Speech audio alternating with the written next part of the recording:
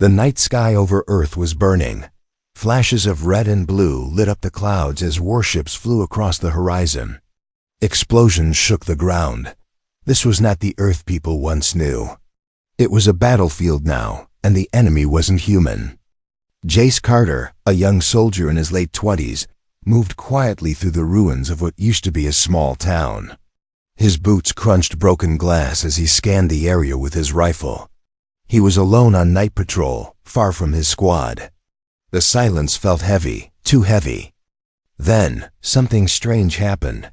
A bright light tore through the sky above him. It wasn't a missile. It wasn't a human aircraft either. It was glowing, a golden color, and falling fast. Jace's eyes widened as the object crashed into a nearby field. A loud boom echoed through the air, followed by smoke and fire. His training told him to report it. But his curiosity was stronger. He ran. When Jace reached the crash site, his breath caught in his throat. In the middle of the smoke, lying in a small crater, was a figure. A girl, not human. Her skin was pale blue and glowing softly. Her hair floated like silver threads in the air, even without wind. And her eyes, large, purple, and full of pain, looked directly at him. Jace raised his gun, confused and afraid. The girl didn't move. She was injured. Blood, or something like it, was on her side. She tried to sit up but failed. Then, she whispered something in broken English. "Please, don't tell them." Jace's heart was racing. He had been trained to shoot aliens on sight. This girl was one of them, but she looked terrified. Not dangerous. Not like the ones he had seen in battle. He lowered his gun. "Who are you?" he asked. She looked at him with tired eyes and said, "Name, Alira. I'm not soldier." Jace stepped closer. He noticed a strange device glowing on her wrist. It looked like a small disc with moving lights. She saw him looking at it and quickly covered it with her hand. He didn't press her. Instead, he took off his jacket and wrapped it around her wound. "You need help," he said. Alira shook her head. "No, your people, kill me." Jace paused. He knew she might be right. His commander wouldn't ask questions. If they found her, they'd shoot first and celebrate later. But something inside him told him this girl was different. She wasn't here to fight. She was running from something, maybe even her own people. Suddenly his radio crackled. "Carter, do you copy? We saw something crash. Report now." It was his team. They were close. Alira grabbed his arm with surprising strength. Her voice was urgent. "Trap, it's a trap. Don't let them find me. Please." Jace looked down at her, torn between duty and instinct. "I won't let them hurt you," he said firmly. He lifted her gently and carried her toward an old farmhouse nearby. The place was abandoned, windows broken, roof half collapsed. It wasn't safe, but it would hide her for now. He laid her down in a corner and handed her a small bottle of water from his bag. "I'll think of something," he said. "Just stay here." She nodded weakly. Jace stepped outside and answered his radio. "Command, this is Carter. Crash site was just debris. Nothing left. Must have been one of ours burning up. No signs of life." There was a pause on the other end. "Copy that. Return to post." Jace turned off the radio and leaned against the wall. He had just lied to his own people. If they found out, he'd be court-martialed.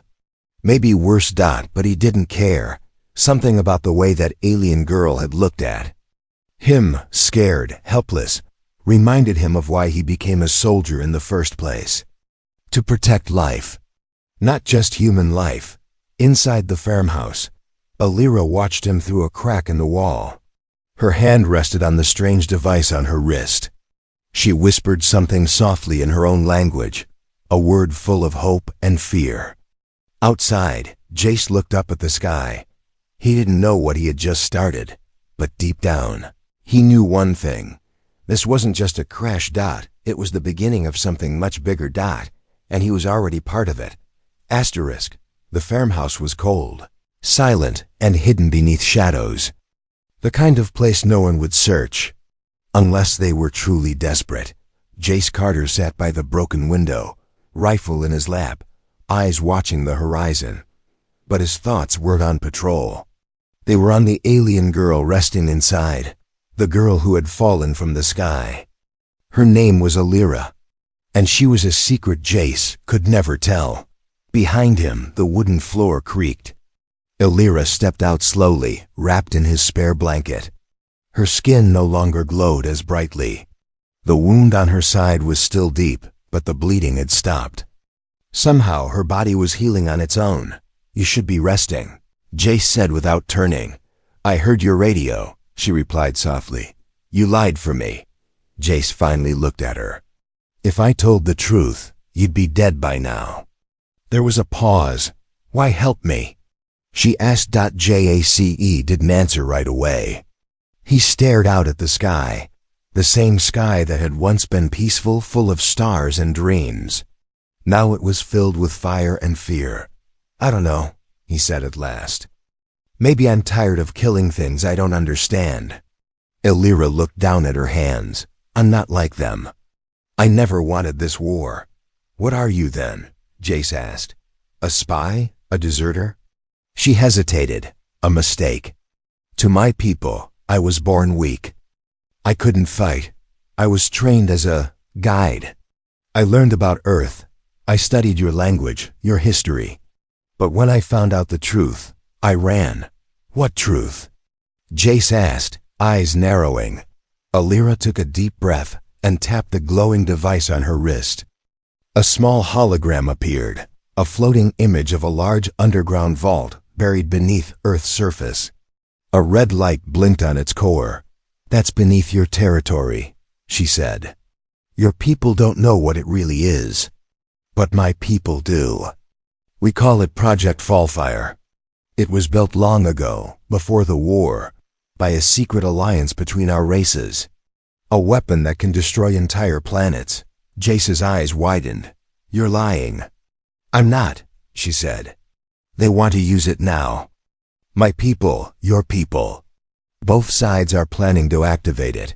Whoever gets to it first wins the war. But no one wins if they use that thing." Jace stood up, shocked. "Why are you telling me this?" "Because," she said, stepping closer, "you didn't kill me. You saw me as more than an enemy. That means maybe we can stop this. Together."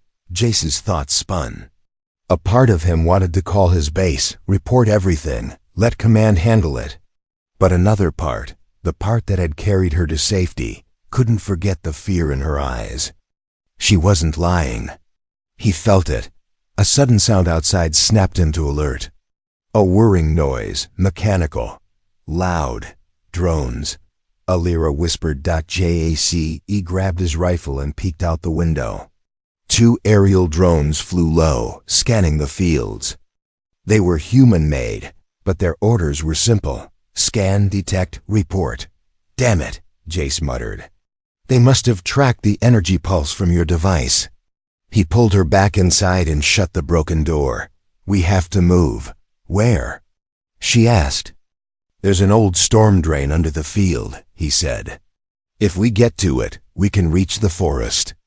They won't follow us there. Too many trees for the drones." They packed quickly. Jace gave her a hooded coat to hide her face.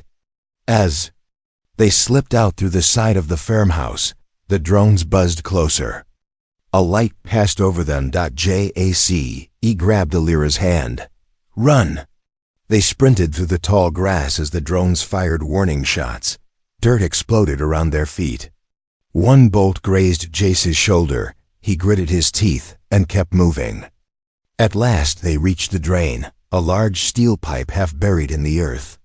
Jace shoved open the rusted gate, and they crawled inside just as the drones lost visual contact. Breathing hard, they walked through the dark tunnel for several minutes. Water dripped from the ceiling. Rats scurried past their feet. But they were alive. Finally, the tunnel opened into a forest. The trees here were tall and thick, their leaves hiding the sky. They stopped to rest. Jace tore off part of his shirt to wrap his bleeding shoulder. Elira sat beside him, still holding her device. "You didn't have to come with me," she said. "I know," Jace replied. "But now I need answers," she nodded. "The vault is hidden under your military base. If we get inside, I can disable it. But we'll need help." Jace shook his head. "I can't trust anyone. Not now." "Then we go alone," Elira said. "But the clock is ticking." Jace looked at her, a strange girl from another world. She was weak, wounded, scared, but brave. Braver than most soldiers he knew. He had lied to his team, broken every rule, risked everything. And still deep inside, he felt like he had done the right thing. "We'll find the vault," he said. "We'll stop this war. But if anyone finds out what I'm doing, I'll protect you," she said quietly. "Like you protected me." As the moonlight broke through the trees, they began walking again, two strangers from two worlds, now bound by one mission. Neither of them knew what was waiting ahead. But one thing was clear. The lie Jace told that night had just changed the fate of Earth.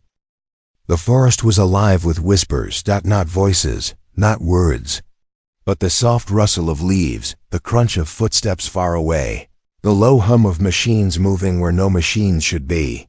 Jace Carter crouched low behind a fallen log, his rifle ready, eyes locked on the shadows. Beside him, Elira pressed her fingers to the glowing disc on her wrist. The light flickered faintly. Low power. Too low to call for help. Too low to hide her.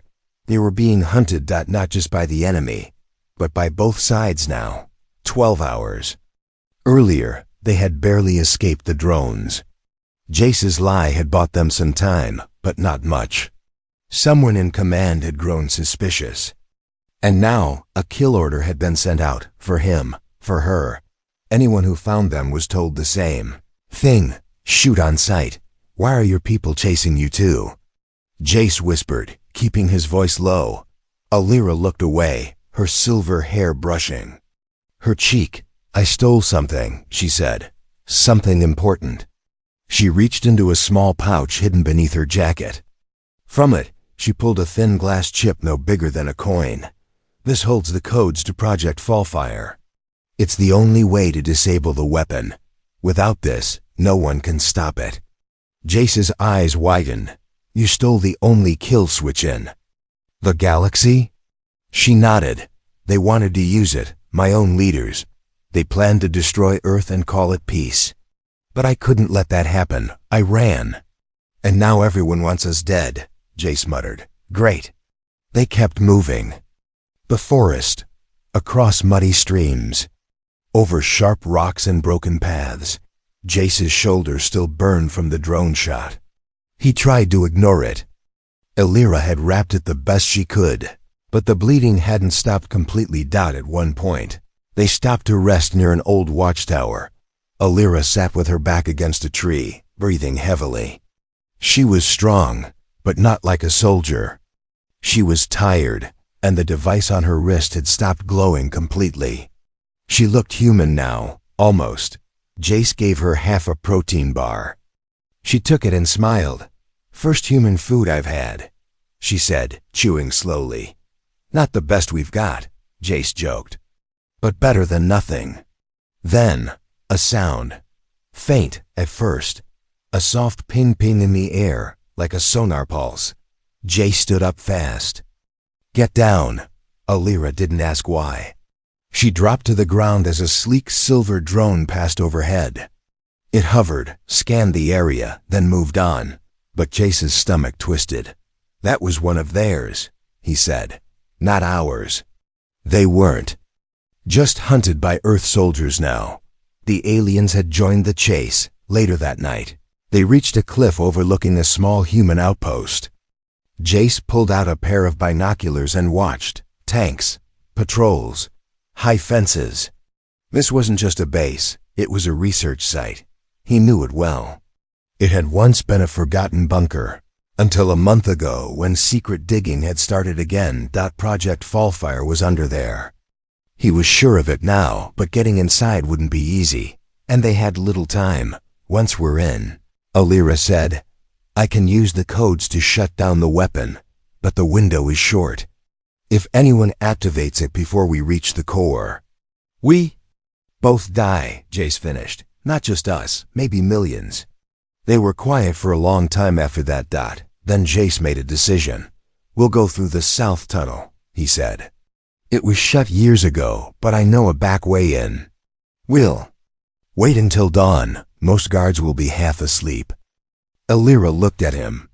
You know you can still run, Jace. Leave me. Go back to your people. Say I captured you. They might believe it. He stared at her. Maybe they would, he said. But I wouldn't. But fate had other plans.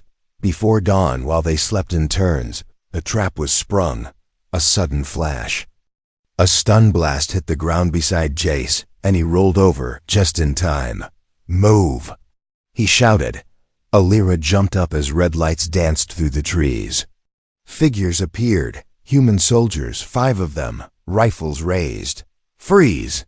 Hands where I can see them, Jace cursed. They tracked us. He grabbed Alira and they ran, again, through the brush, through the darkness, dodging laser shots that lit up the night. One blast nearly hit Alira's leg. Another scorched the back of Jace's jacket. Somehow they made it to the riverbank. Jump, Jace said. Alira looked at the rushing water. Are you sure? No, he said. But do it anyway. They leapt. The cold water swallowed them whole. They drifted for miles, hiding in the current, carried far from the soldiers. By the time they crawled to the shore, soaked and shaking. The sun was rising. They lay in the mud, catching their breath, bruised and broken. But alive. Again. Later, they found shelter in a small cave near the cliffs. Jace lit a small fire. Alira wrapped herself in a blanket. Why are we still alive? She whispered. They had us. Because we got lucky, Jace replied. Or maybe because someone out there wants this war to end as badly as we do. He paused. Then he asked her something he'd been wondering since the first night. If this works, if we stop the weapon, what happens to you? Alira looked into the flames. I can't go back, she said. Not to them. I betrayed my people. I'll be hunted forever. She looked up at him. But it's worth it. If it saves yours. Jace didn't say anything for a long time. Finally, he leaned back against the cave wall and closed his eyes. We're not done running yet, he said. But if we're going down, let's make sure we go down doing the right thing. Outside, the forest was quiet again. But the hunt was far from over. It was past midnight when Jace Carter made the choice to betray everything he ever believed in. He stood at the edge of the forest, soaking wet, his boots caked with mud, his body aching from the long chase. His shoulder wound had reopened, blood soaked through the bandages. He could barely hold his rifle, but his mind was clear.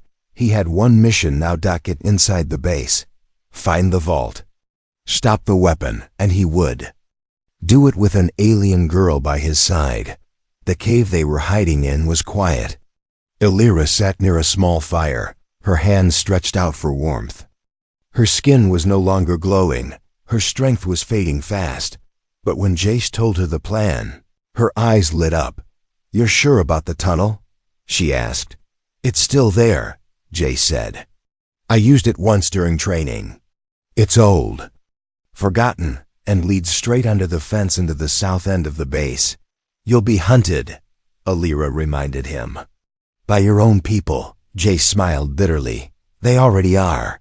He opened his bag and pulled out an old military jacket, one without any rank or badge. Put this on, he said. Keep your hood up. Don't speak unless I say. If we're lucky, no one will look too closely. And if we're not lucky? She asked. He met her gaze. Then we run, again. An hour later, they moved through the forest under the cover of darkness. The military base loomed in the distance. Tall fences, searchlights, armed patrols, guard towers. It looked like a fortress. And in a way, it was. But Jace knew something they didn't. about 300 meters from the fence. Hidden beneath a layer of roots and rocks was a forgotten drainage tunnel. It hadn't been used in years. He found it exactly where he remembered. Covered in moss, barely visible, he pulled off the cover, revealing a narrow shaft that dropped into darkness. "After you," he whispered. Alira gave him a nervous look, then dropped in. Jace followed. The tunnel was cold and smelled like rust and decay. Water dripped from the ceiling. Rats scurried away from their light.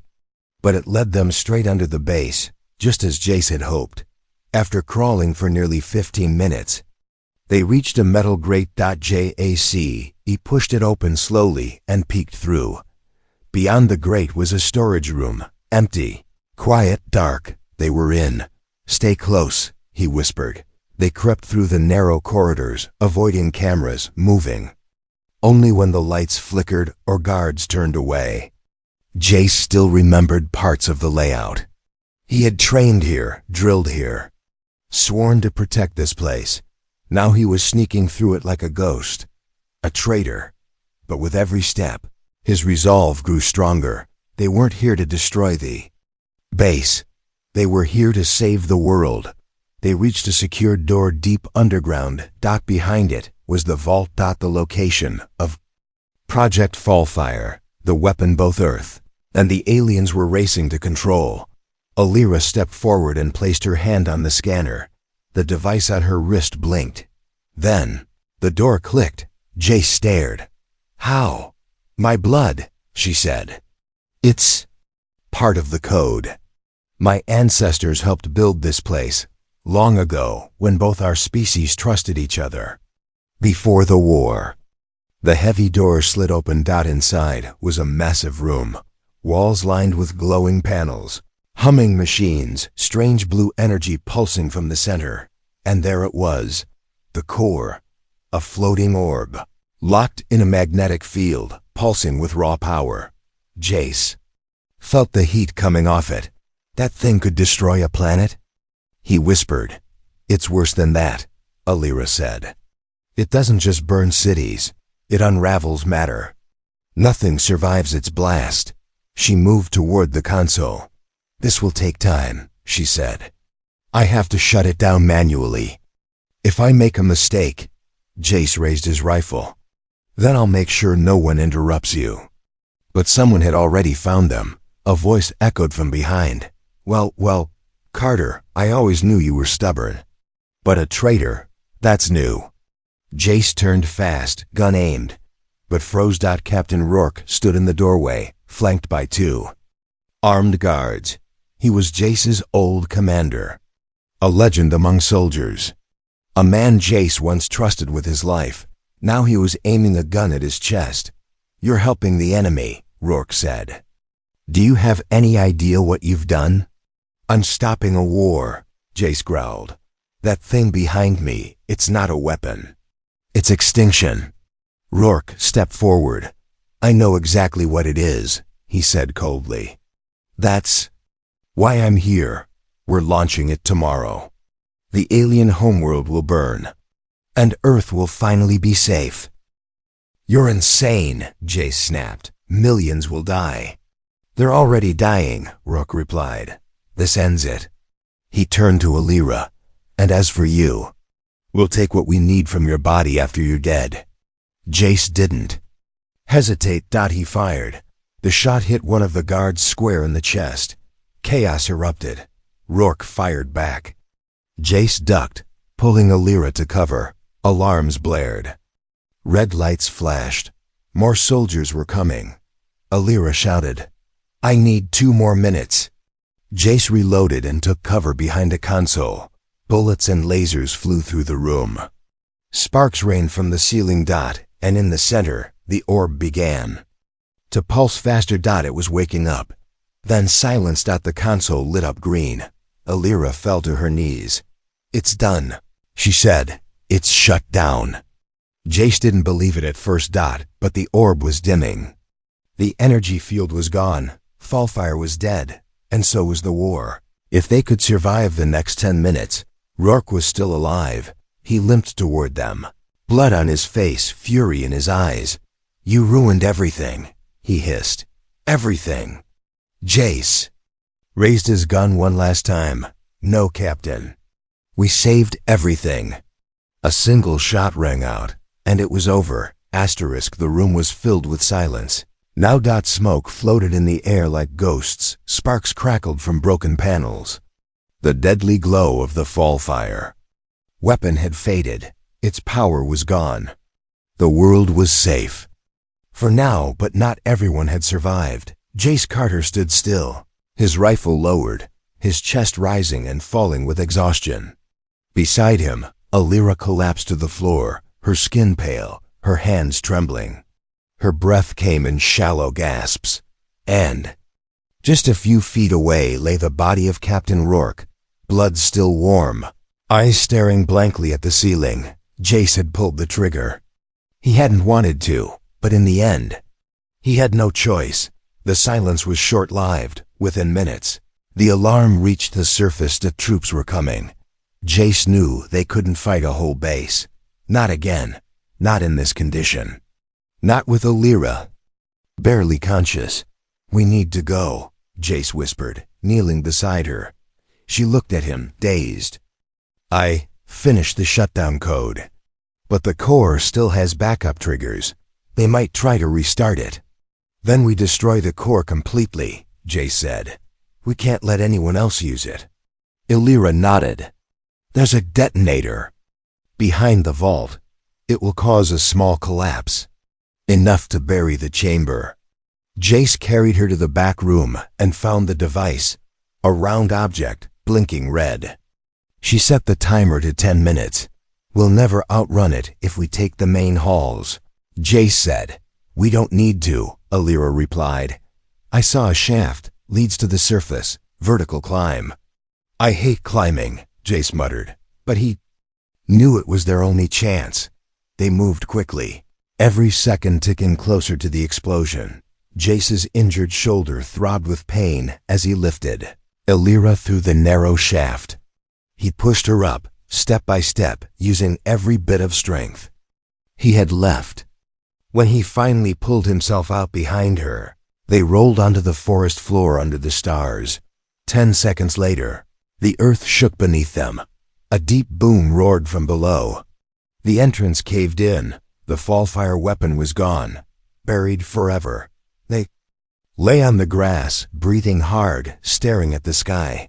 For the first time in weeks, it wasn't filled with fire. It was just quiet, peaceful. Alira turned to him. We did it. Jace gave a tired smile. I think we just changed history. But peace never lasts long in a war. Not when betrayal is still hiding in the shadows. Hours later, the two were found by a small rebel unit, soldiers, but not from Jace's original squad. These were off-grid operators, independent fighters who didn't trust high command anymore. They had intercepted chatter about a rogue soldier and an alien girl disabling a super weapon. They didn't shoot on sight. They listened. And when Jace told them the full truth, they believed. Mostly they were taken to a hidden outpost in the mountains, far from the main cities, far from any central control. Medical teams patched up Jace's shoulder. Alira was given time to rest and recover. For a moment, it looked like safety had finally come. Until Sergeant Kellen arrived. Kellen was one of Jace's oldest friends. They had fought side by side in dozens of missions, trusted each other with their lives. So when Kellen walked into the room, arms open, smiling wide, Jace stood and hugged him without thinking. I thought you were dead, Kellen said. Almost, Jace replied. Kellen looked at Alira. That her? The alien girl who saved the world? She didn't save the world, Jace said. We did it together. Kellen nodded. But something in his eyes didn't sit right. Too calm, too curious. That night, Alira's device went missing. Jace noticed it instantly. He ran outside to find Kellen in the shadows, holding the device, whispering into a small communicator. Kellen, Jace said, voice low. What are you doing? Kellen turned slowly. Sorry, brother. Command wants it. You don't get to decide what happens next.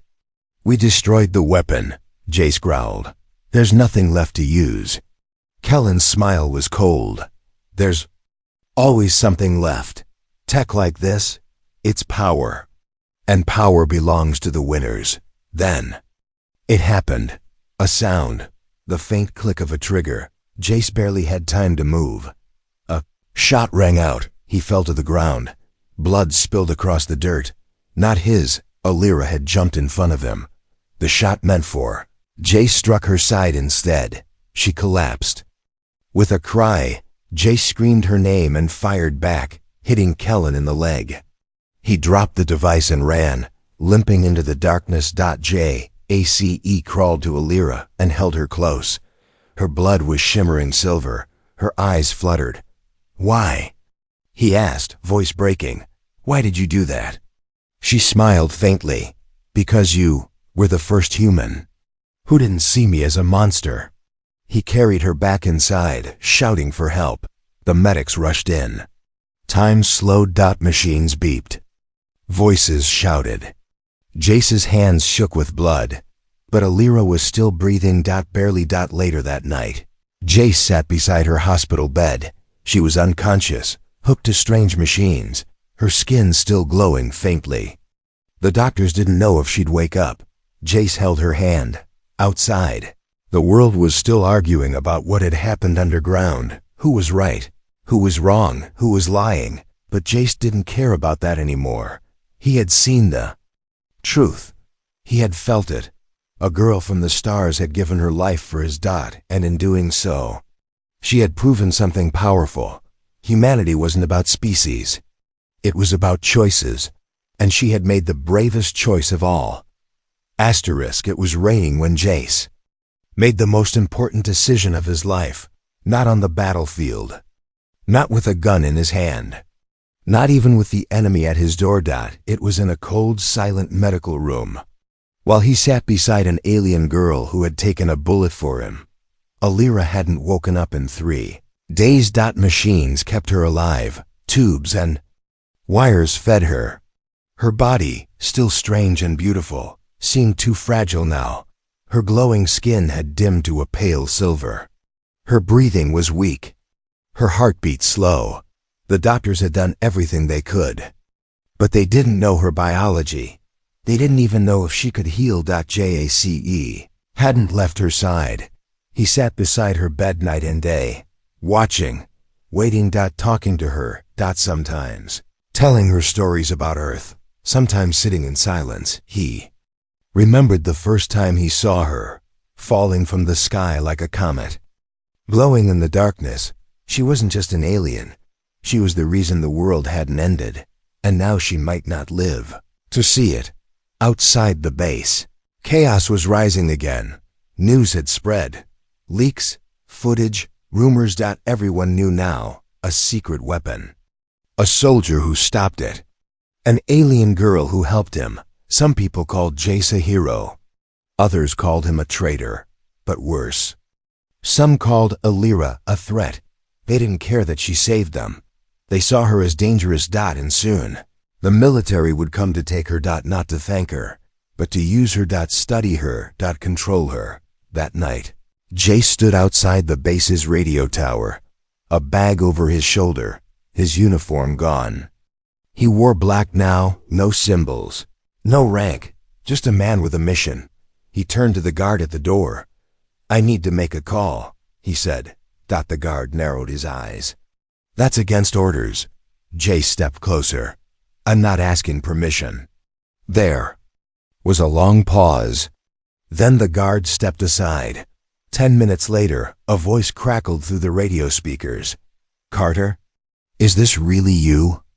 It was Colonel Mira Liang, once a high-ranking officer, now hiding underground, part of a rebel network trying to stop the war from the shadows. "I need help," Jace said. "I heard," she replied. "Half the world has. You shook the system." "Soldier, but now they want to erase the evidence." "I can't let them take her," Jace said. "They'll tear her apart. She's not a prisoner, she's a hero." "She's also a bargaining chip," Liang said. If we get her out, they'll hunt you both forever. I know, Jace said. That's why we don't run. A pause. What do you mean? We don't run, Jace repeated. We go public. I want the whole world to see her. Hear her. Voice. Know the truth. No more hiding. Liang laughed softly. You just made yourself the most dangerous man on the planet. I'm already that. He said that the plan was risky. Maybe stupid, but it was the only way. The next morning, Jace wheeled Alira, still unconscious, into the base's main control center. Cameras were everywhere, screens, broadcasts, uplink. To military networks, Jace pulled a small device from his pocket, a signal hijacker gifted by rebels. He plugged it into the system. The lights flickered, and then, across every major screen in the region, a live feed began. Not propaganda, not war news, but a soldier and an alien girl. Jace looked directly into the camera. My name is Jace Carter, he said. I was trained to kill anything that wasn't human. I followed every order, until I met someone who didn't fit the rules. He motioned to Alira beside him. This girl saved your world. She shut down a weapon that could have destroyed entire cities. She risked her life to stop a war she didn't start. He leaned forward, and now they want to silence her. Just like they tried to silence me. He paused. I won't let them. Across the planet, people watched in silence. Children, soldiers, politicians, aliens. Every face fixed on the broadcast. Jac continued. She's not the enemy. She's the proof that peace is possible. That we don't have to keep killing to feel safe. He looked into the camera one last time. She risked everything for us. Now it's our turn. Then, something incredible happened. A soft beep. A hand moved. Alira's eyes opened. Slowly, weakly. She turned her head toward Jace and smiled. The world changed in that moment. The girl from the stars was awake and watching and suddenly no one could deny her humanity. Hours later, news broke across all channels. People marched in the streets. Not in protest, but in hope. For the first time in decades, there was no attack. No counterstrike. No missiles launched. Just silence, and maybe a chance. Back at the base, Jace sat beside Alira, holding her hand. You did it, he whispered. She smiled faintly. No, we did. He brushed a strand of hair from her face. They want to talk. Earth leaders, alien delegates, they're sending messages. They want peace? She asked. Maybe, he said. Or maybe they're just scared of what comes next. She looked into his eyes. What do you want, Jace? He thought for a moment, then answered softly. I want to build something better, with you. Whatever comes next. I want to face it. Together. She nodded, and for the first time since the war began, she felt safe. The sky was quiet. No gunships, no alarms. No laser fire cracking through the air.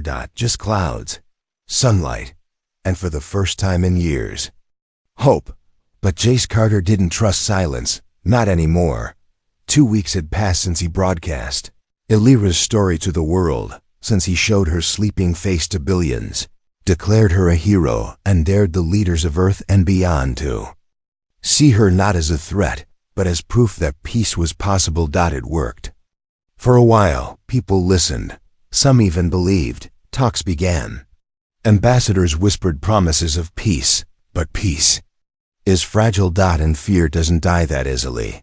Jace stood now on a mountain cliff overlooking the temporary Unity Summit, a circle of tents and towers built between the borders of human and alien territory.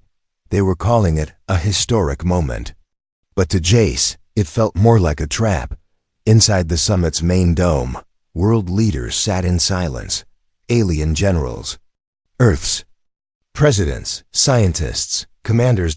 And in the center, Alira. Alive, glowing again, stronger. She wore no armor, no weapon. Just a long silver robe with a single symbol over her heart, the mark of peace in her people's language. Beside her, Jace stood tall, no rank, no uniform.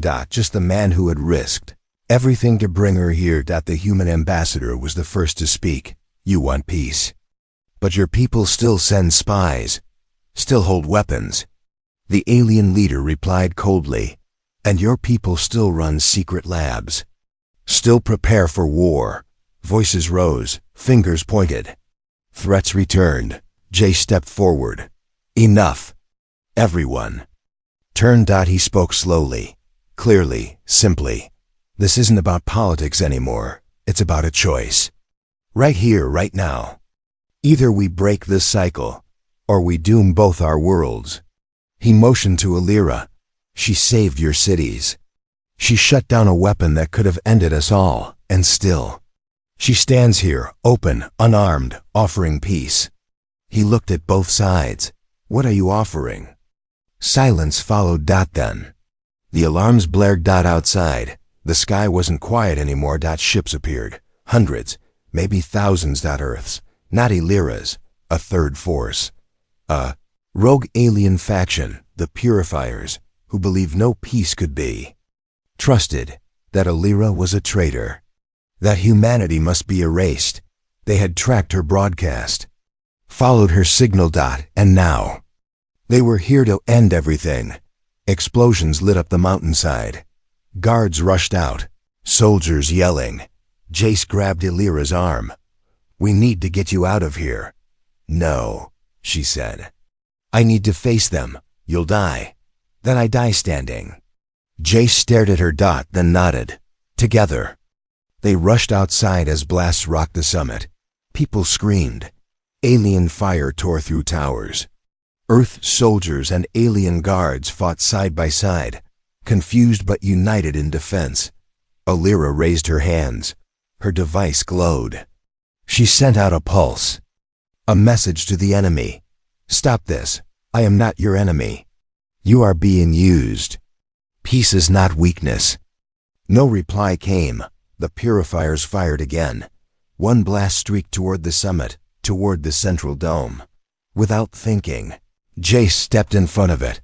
The impact sent him flying. Alira screamed. She ran to him. He was bleeding, badly. Breathing, but barely. You idiot, she whispered, tears in her eyes. You did it again. He smiled weakly. Told you, we're a team. She grabbed his hand, pressed it to her heart. And then something amazing happened. She stood up. Her whole body began to glow. Brighter than ever. Wings of light spread from her back. Not real wings, but pure energy, shaped by her emotions, her will, her power. She floated above the summit and spoke, not in English, not in her own language, but in energy. In feeling. Her voice echoed in every mind. Human, alien, enemy, this is not who we are. This war ends with me. The light burst from her like a wave. Ships stopped firing. Weapons powered down. Even the Purifier. Ships paused, caught in her message, her presence, her truth. On the ground, people looked up in awe. Even the most hardened generals fell to their knees. Jac, weak and fading, smiled through the pain. You're incredible.